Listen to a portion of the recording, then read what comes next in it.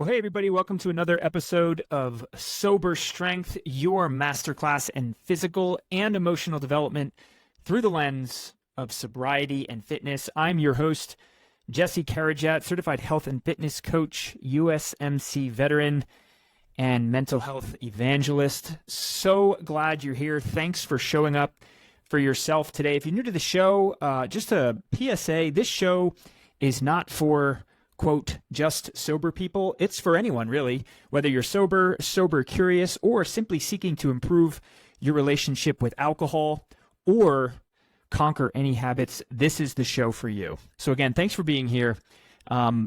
We've got a great guest here. His name is David Blanch. He goes by Blest Design. That's B-L-E-S-T, Blest Design. And obviously with that name of a company, he's creative. And man, what an interesting guy. What a redemptive story. I find myself using that word a lot, redemptive. And I don't want to compare redemptive stories or turn it into a competition, but of anyone that's been on the show, and he has the most, I don't know how else to put it, like wild story. I mean, we're talking just addictions of various substances, a self-destructive background, and I'll let the episode speak for itself.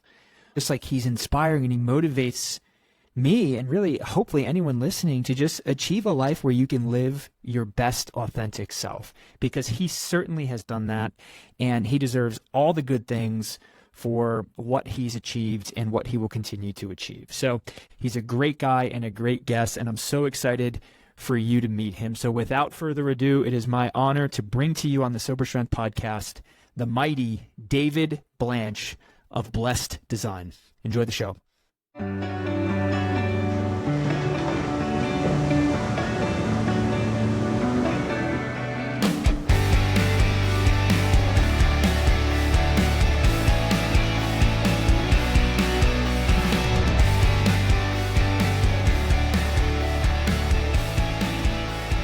It's definitely not. Right. Hey, everybody. This is Jesse on the Sober Strength podcast. I'm sitting here with the awesome David Blanch, founder and creator of Blest Design. How you doing, David? I'm doing well, brother. How are you?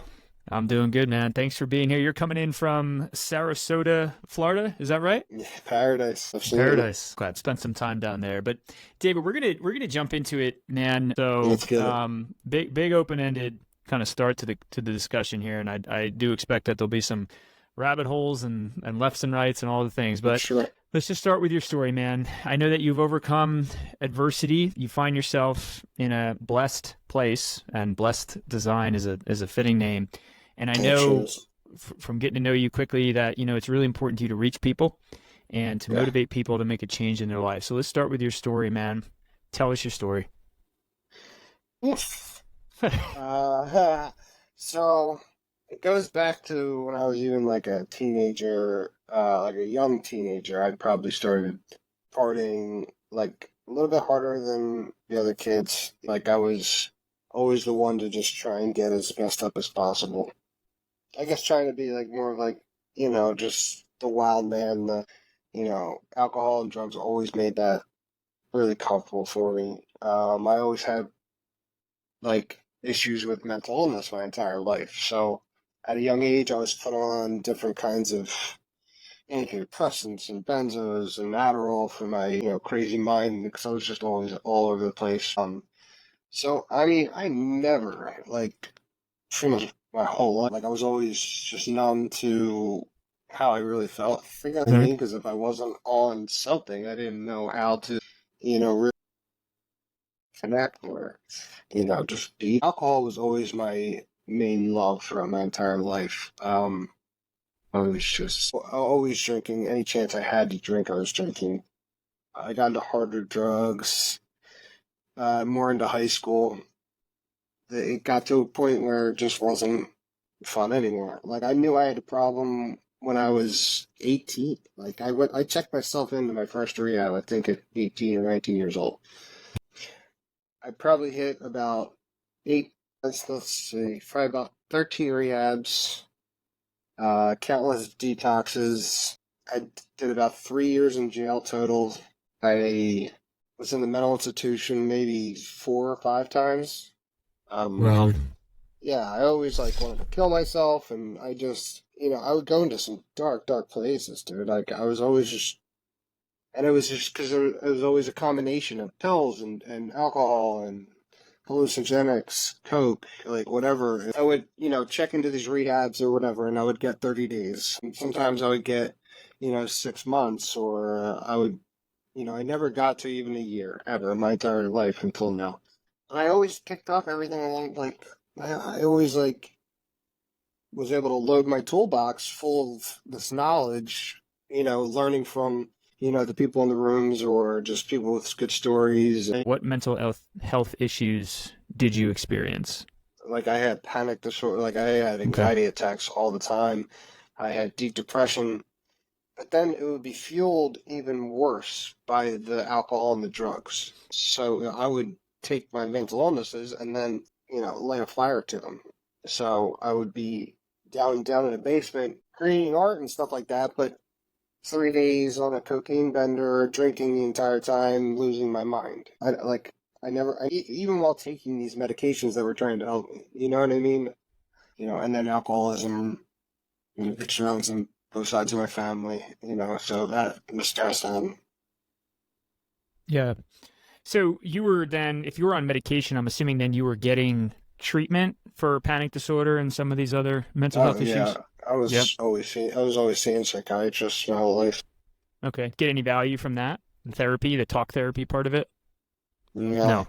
Okay. a lot of them were just like, Dave, we don't even know what to do with you. You don't even tell me to go do something or like, like give me some kind of direction.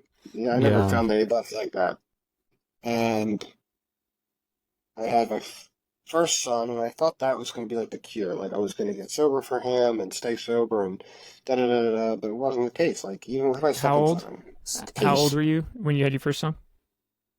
I was about to be 39 in October, So you're and 25. yeah, about that. Okay. All right. Matt isn't my strong suit. So you had your first son. You were thinking, hey, you were motivated. This is when I'm going to clean my life up. Right. And I might have stayed sober for a little bit, and it just didn't work. I ended up got falling right back into my same patterns. Mm. And that time my son was a day old, and we were at a stoplight, a day old, and somebody was on the phone and hits us doing like 45, and it was like the worst accident I've been in a lot of car accidents, but that was the worst. And I had like 9 herniated discs, so I was just Oh, man. prescribed painkillers forever. You know what I mean? So then I had an opiate problem on top of alcohol. Yeah. It was just a recipe for disaster. And then ended up in jail not too long after that, And then I remember times of sitting in jail and my kid's mom bringing my son to bring there to see me and visit me. Like, oh god, I Ugh. hate looking back on those fucking times, man. But like, it's what it was. Mm. And then I got out, and she got pregnant with my second son, and I went right back in for a whole year. So I wasn't even there for her entire pregnancy. I was supposed to get out on the day my second son was born, and screwed up my paperwork, and I missed my second son's birth, which still fucks me up.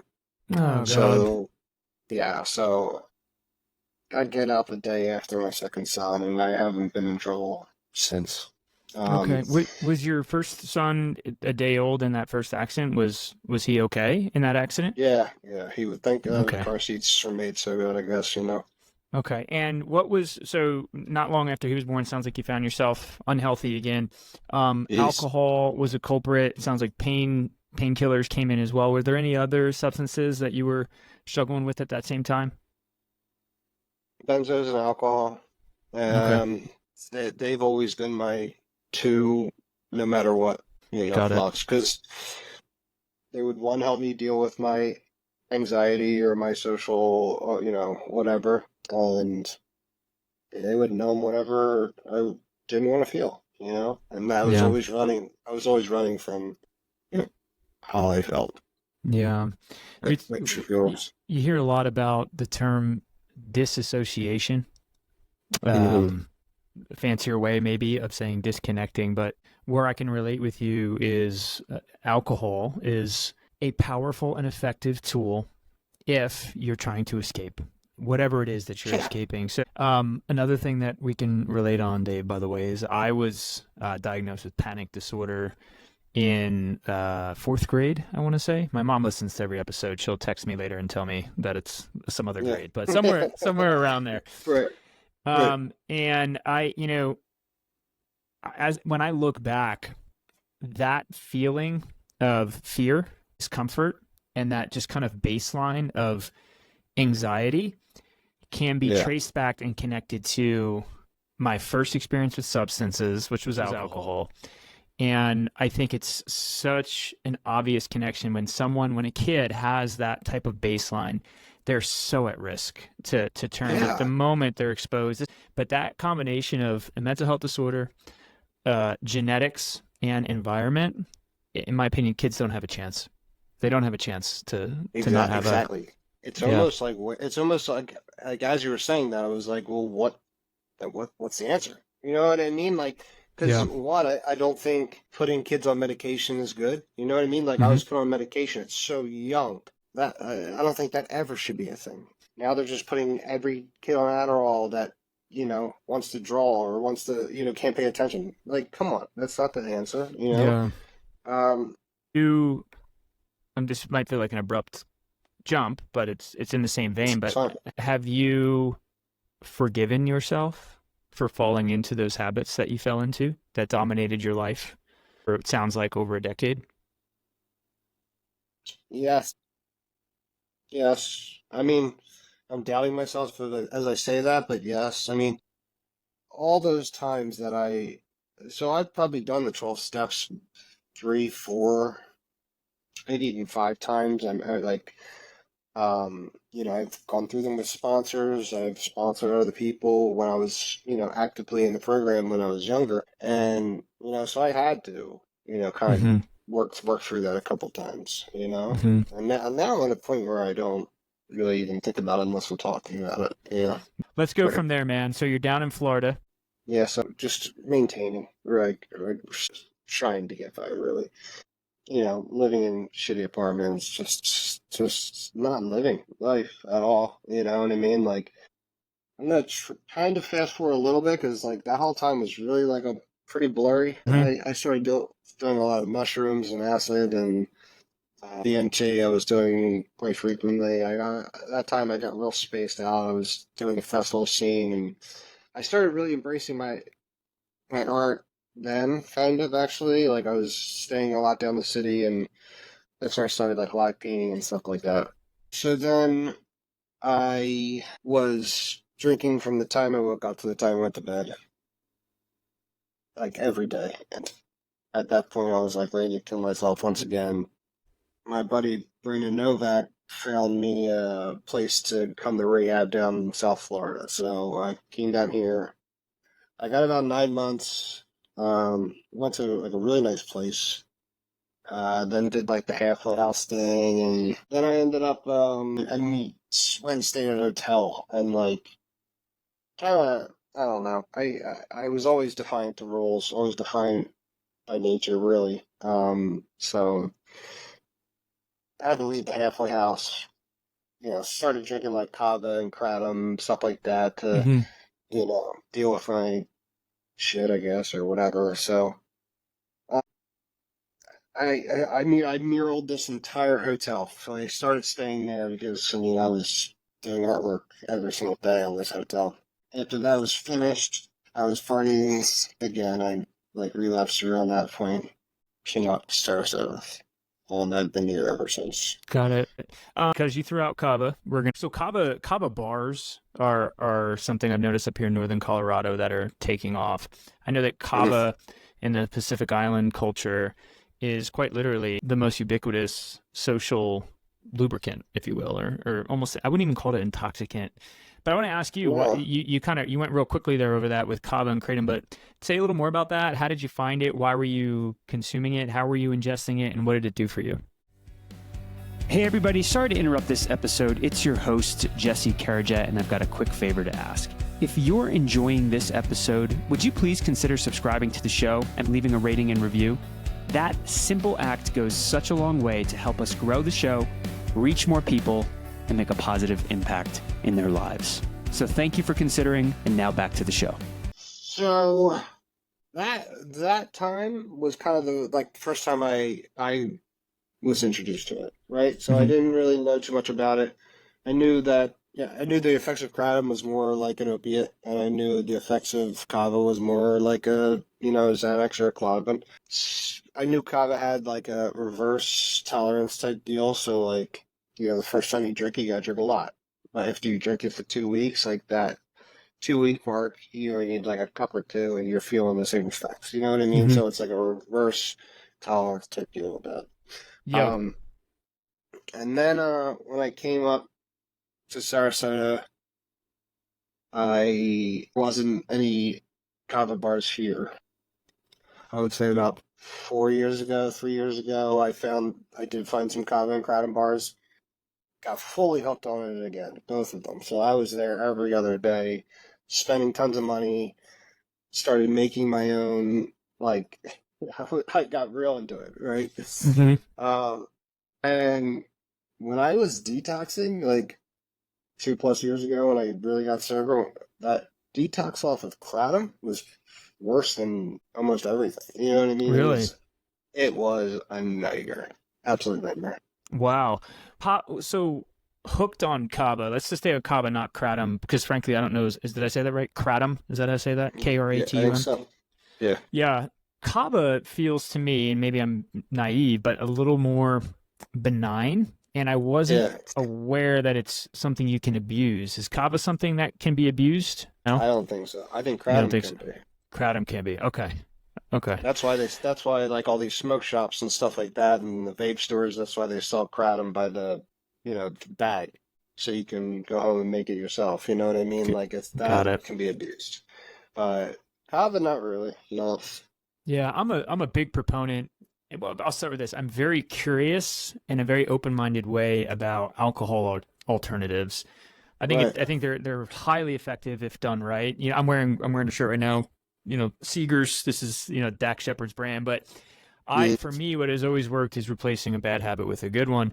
And for a while, by a while, I mean for about 60 days, what I experimented with, I went to a local Sprouts store. I don't know if you have those in Florida. Sprouts. It's like a Whole Foods. Publix, yeah, but I get it. Yeah, so I went there and I bought a little tincture of kava, and I would take a LaCroix or any other club soda, I don't care which one, and I would put the recommended dosage of kava in there and then drink it. And what I noticed was a very, very subtle calming effect.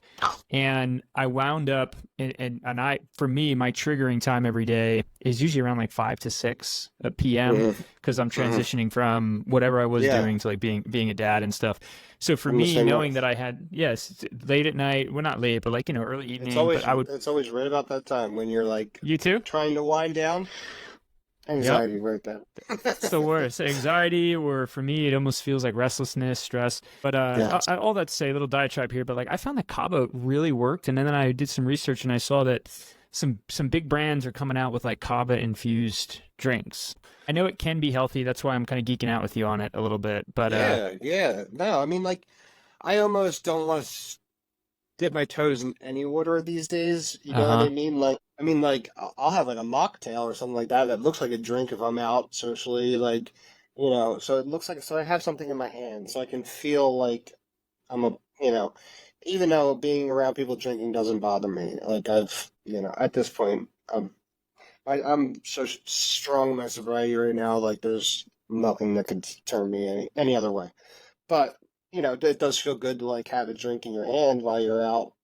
Yeah. There's companies that are making like CBD infused drinks, so just like, I don't know if they got THC in them or not, but I think they do need to come up with more stuff for people that don't drink to be in social settings, because it's sobriety actually is becoming more and more of a popular thing these days. You know what I mean? So yeah, heck yeah, more acceptable. How many years, months, days, if you're tracking that detailed, sober, completely sober from any substance or mind altering anything are you right now as I'm talking to you? 2 years and 4 months. 2 years. So people that are getting newly sober, like, get to that 1 year, 11 months, 12-month mark. Because that wasn't, it took that much time for my brain to, like, rewire itself, dude. Like, I wasn't able to, like, think clear thoughts until then. Wow. Or my brain, like, because, like, at first you got that pink cloud type thing that they call it or whatever, where it's like a euphoria of just getting sober. Then you hit like a 6, 7, 8 month mark or something like that, and for me, I get real depressed and real hopeless and nothing, and found no excitement in anything. And I was like, Wow. what the fuck is wrong with me? And I think it was just that it was just a time where my brain was putting itself back together. You know what I Wow. mean? Like I didn't know, like all the dopamine and all the serotonin was just all so screwed up for screwing it up for so long. You know, or relying on something else to provide it for me. That and that's where like I started really working out and really getting into prayer every single day. One of my trips to trying to get sober over the years was down in South Philly, and it was a Christian recovery house. I always grew up knowing about God. I went to Catholic school and everything like that, but like I always had a real spiritual like essence to me, and like always very curious. And then at this Christian recovery house, which was in the middle of the ghetto, so it was like it was wild, man. It was like in the Wild West, this little Christian recovery house where we did Bible studies every day, and I learned more about God and the Bible than I ever had in my entire life. I got baptized, and I think pretty sure the pastor that was there is going to be marrying me and my fiance in November. So Beautiful. That's beautiful, man. yeah, That's yeah. awesome. So I mean, I've been baptized, or I was baptized as a baby, but this was I don't know, maybe 10 years ago or something. Got So it. my belief in God has always been super, super strong. I pray every single day. I spend at least a half hour a day in prayer, and that helps me get through my days without a doubt. Exercise and working out definitely fueled me, like as far as like my mental health state, everything. Like like that's what got me out of that slump that I found myself in around like 6 months in or something like that. Yeah. Yeah. Okay. So it sounds like faith and fitness then started to play a role in maintaining that sobriety. Huge role, huge. If I can ask one more questions about the recovery itself early on, was it a 12 steps program again, but this time it helped you get through, or how did you do it? Did you just do it on your own? So I mean, I gained so much knowledge over a vast amount of years, like learning the program. So I knew about the program. I just knew it wasn't for me. Hmm. So this time around when I got sober, I did not reach out to anybody in recovery. I didn't nothing. I nothing to do with anything in recovery. I just knew I'm done. It was a very brutal, brutal, brutal ending where I was doing nitrous from the time I woke up to the time I went to bed. What is nitrous? I'm sorry, I don't know what that is. Nitrous oxide, it's like I mean, I know what it is like molecularly, but I don't know what that looks like. Like, you know? so you ever see people with like the balloons at concerts and Mm-mm. you inhale it and no? No. Really? Probably went to different Um concerts. yeah. Yeah, it's they call it hippie crack. Hippie crack. What you say you're just Yeah. inhaling nitrous oxide? That's what it is. Oh Simple as that. yeah. Yeah. Yeah. And what does that do? Yeah. Uh it messes you up bad. I mean, I'm talking bad. I mean, not for long. So you're doing it constantly over and over again, but you're just cutting out your brain cells. You're pretty. It's it's bad. It's a really dark, dark, dark thing. Yeah. So it sounds like you had a miserable first couple weeks coming off of all these things, and with willpower, effort, consistency, you push through. It sounds like Yeah. you kind of did a lot of this on your own, using some of the knowledge that you had earned and learned in previous encounters in like an AA program. But then Right. faith and fitness comes in. Sounds like would you call yourself a born again Christian? No, I don't. I Uh, don't like to put any labels no on it. labels. Like Okay. when I was taught when I was taught about Christianity by one of the greatest men that ever teaching me about God was that it's a personal relationship between you and God, and that's it. You don't need Love it. some big church. And I always thought of it as like a Wi-Fi connection to God. You know, like when I was always screwed up and messed up. You know, I had like, this much signal. You know what I mean? Like now my bars are full, I so love I'm that. like, I feel super connected to the big man. And now my head's so clear that I'll be praying for something and then boom, it just happens. Like life just flows so beautifully that like, that's what I want to instill into others that like, once you get to that point of clarity, which it does take some time. You know what I mean? It takes some effort on trying to make yourself the best version of yourself that you can be.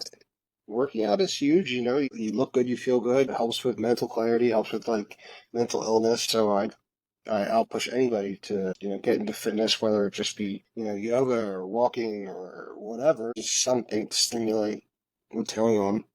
And then just staying in contact with God is huge for me, and I wouldn't be anywhere I am today without. Amen. Wow.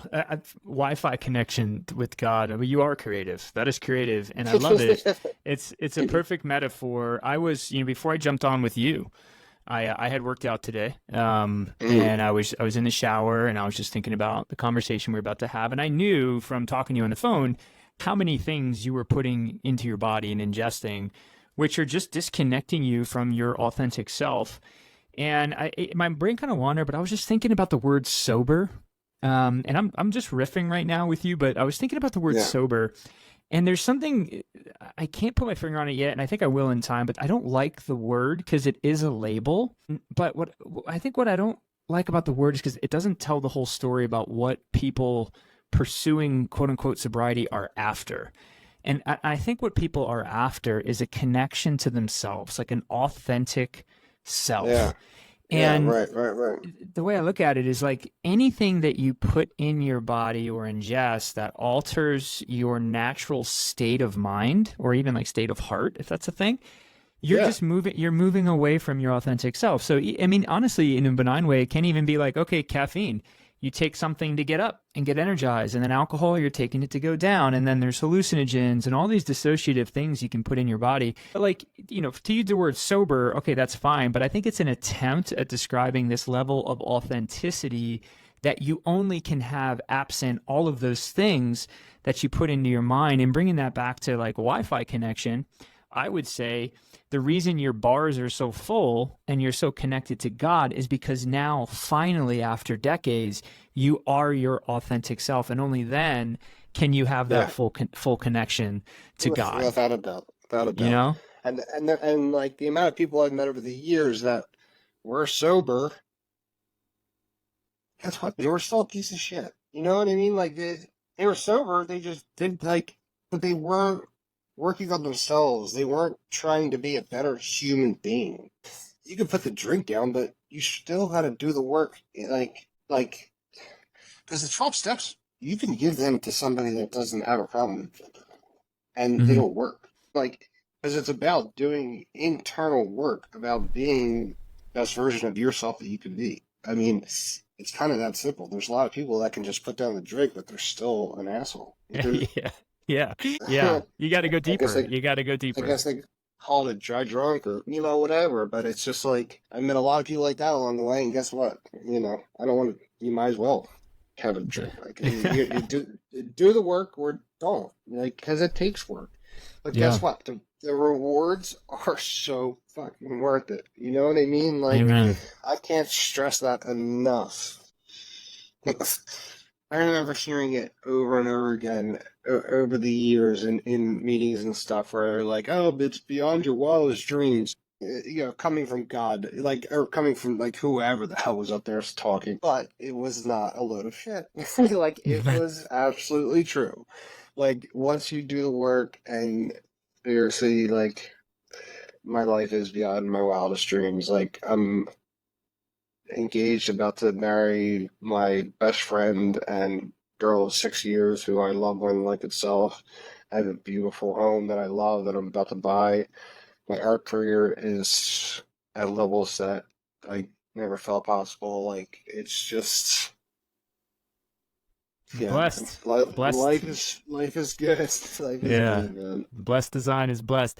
Let's talk about fitness Yes. because you threw out fitness there a couple times. Yeah. So it sounds like 6 months in, you were having some hard, dark times. You weren't really experiencing a lot of joy. Your dopamine's readjusting. Your hedonic set points moving around. You're coming back to a natural state. What did you do to start your fitness routine? What are you doing now? How did it transform you? Give us a little look behind the I mean, curtains. I started by just like there's a bridge not far from me, which is beautiful. It goes right over the water. Sunset's right there. I mean, it helps that it's in such an amazing place, but it's a perfect 2.5 mile. So I just started walking that every single day, and then I would sit underneath it and I would pray for a half hour, and I would just make that my routine. And I'm like a creature of habit or an addict, so anything I do, I'm going to do to the fullest extent. So I started doing that a lot, and then I started working in, sit-ups and push-ups and just body calisthenics and stuff like that into my daily routine. And then I started just getting kind of like hooked on it, like this feels good. So I have like a pretty big back patio, and I built a full gym out there. So I don't even need to go to the gym. I have Nice. everything that I could possibly need. So now I'm lifting probably like 6 days a week, and never felt better in my entire life. Like, probably in the best shape mentally, physically, spiritually that I ever been in my entire life. And I hate that it took me until I was 40 years old, but I mean, whatever. I guess 40's in their 30 now. I don't know. Yeah, Whatever. man, you got there. I do have some No, questions okay. around art, right? Like, so you're an artist, and I'm going to be very like just honest because why wouldn't I be? I know what an Mm, artist is, but I don't know what it's like to be an artist for a living. Like, I have some general ideas. I heard you say earlier you got into live painting. Those words mm, make sense to me, but I don't know what that means. So, like, just give me your yeah, art career. So what was it like, say, I don't know, 10 years ago when you were starting? What is it like mm, now? What is a life of an artist like? Especially one like you who's making, I'm looking at your profile. I mean, you're making art for people like Theo Vaughn. I know we talked about Russell Brand and some of these big names. So like how'd you get there? yeah. What's that life like? It took so many years of struggling. Like I paid my dues. Like it took so many years of just not making a single dollar off of it. It wasn't until 8 years ago, I guess, start selling canvas work, and then I was doing murals here and there, but uh, but it wasn't enough to pay the bills. It wasn't enough to afford my child support or take care of my kids or anything like that until I don't know, like I would say maybe 5 years ago, 6 years ago, something like that. Like I really tuned in and was able to start doing it for a living. It was definitely hard. I mean, it's still hard. I'll have some months that are just insane where I'll, you know, do multiple murals and I'm set for a couple of months like if I really need to be. But there are months now that still go by where I don't really make too much or, I have one sale here or there, but not as much as I would like. You know what I mean? Like I'm trying to get to the point still where I'm booked out months and months ahead of time. I Right. think I'm close to being there right now, like kinda, you know what I mean? I've made a lot of connections, but I mean I'm willing to fly anywhere to do a mural. I love doing murals. It it brings like joy to other people. And like that's kind of the beauty of it too. Like just this past couple days I did a little girl's room and a little boy's room in this brand new house. And these kids came in and like the joy on their faces, dude, was just out of this world. I mean, better than the money, you know what I mean? Like I did a school a couple weeks ago and like all the kids came in when I was done and they just lit up, dude. And it was like better than any paycheck. Like it was just like so awesome. And that's why I do what I do, man. And I'm very versatile. Like I don't. paint just one thing. Like I made it a goal to be able to paint absolutely anything. So I could Mm. do a portrait, I could paint your dog or your cat, I can Yep. paint a loved one that passed away, I can paint a landscape, I can paint anything. Absolutely. I like being able to use the gift that God gave me to bring happiness to others with it. Yeah, it's like it fills my soul up. I was put here to do that. I encourage people to find their purpose in life, like all the time. Like, my kids, my family, my brothers and sisters, and stuff like that. Like finding your purpose, because everybody was put here for a purpose. I believe Amen. finding that. After that, it's just putting in the legwork and being the best at it that you possibly can be. Yeah. And Yeah.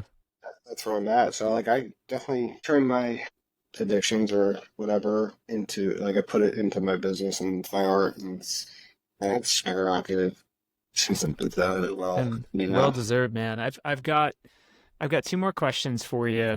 Yeah. What advice would you give if you could give advice to anybody that's where you were 2.5 years ago when you were kind of in the depths of your struggles? I mean, first, I would just tell them, don't give up. It's too beautiful. Life is too beautiful. Like you're just not seeing it right now.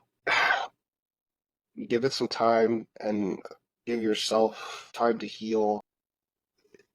Don't be so hard on yourself because I used to beat myself up all the time. I hate that one day at a time thing, but like honestly, just get through the day just by breathing. Try to tap into prayer if you can. That's huge, and I've seen people overcome this thing and turn their lives around. And somebody like me who went to the depths of hell multiple times in their life. So if I can do it, anybody can do it, kind of thing. But like, as long as you're still breathing, you have a chance to turn it around. Hmm. Have a tiny bit of faith and grab onto that, and whatever strength you have left, if you want to change, you absolutely can. Hmm. Well said. Amen to that. And Thank you, then, brother. last question, at least online here in the recording Yeah, for you. yeah. What are you excited about? I know you mentioned here you got a wedding in November, you got a house you got your eyes on, you're growing your career, you're reaching people, but what's next for Dave Blanch and Blest Design, and what are you looking forward to in the next year? Oh man.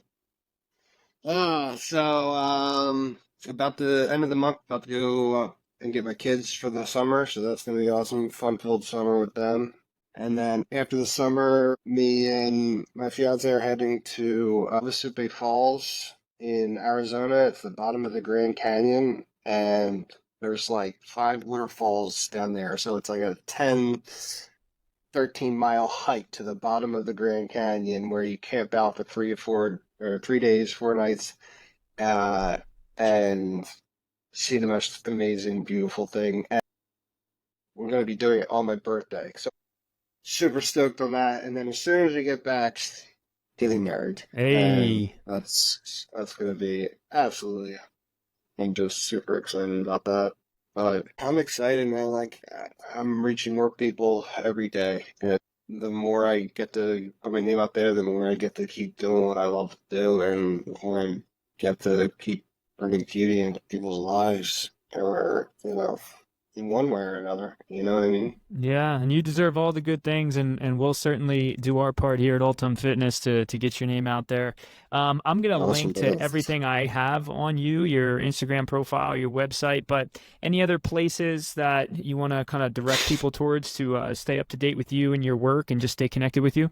Everything is at Blest Design. One big thing I'm going to try and start doing, I was really influenced by like Bob Roth, Hmm. growing up. And so I'm going to start Yeah, streaming my painting, and then maybe doing some video editing, throwing on YouTube, kind of like showing people how I do stuff and be a yeah, little bit informative. I'm missing out on the whole YouTube thing. It's just it could be cool or it could be informative. You know what I mean? If I chop it up and do some video editing and kind of teach people whatever. I'm always yeah. down to teach.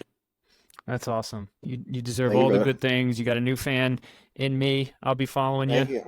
And Absolutely, brother. dude, I appreciate you coming on the show. Without a doubt. All right, Blest Design, Dave Blanch, everybody. All right, everybody, that's the show, folks. Thank you so much for tuning in to the Sober Strength podcast and spending some time with us today. We've got a favor to ask. If you enjoyed the show, would you please consider subscribing to the show and even leaving a rating and review? That simple act drastically helps us reach more people in our mission to help them live better, longer, healthier lives. You can also follow us if you'd like on Instagram and YouTube for regular tips and motivation around mental health, addiction, and so much more. Know that your support fuels our brand and is greatly appreciated. So until next time, stay strong and live deep.